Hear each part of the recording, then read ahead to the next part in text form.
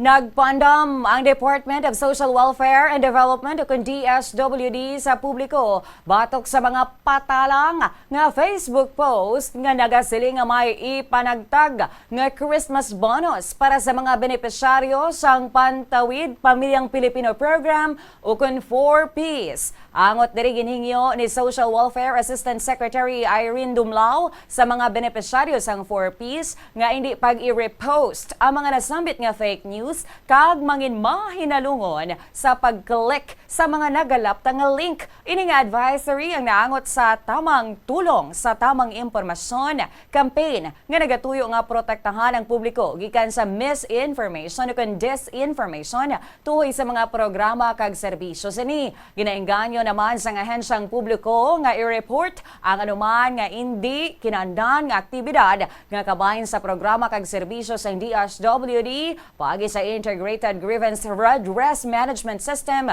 o kung sa opisyal nga 4Ps of Facebook page.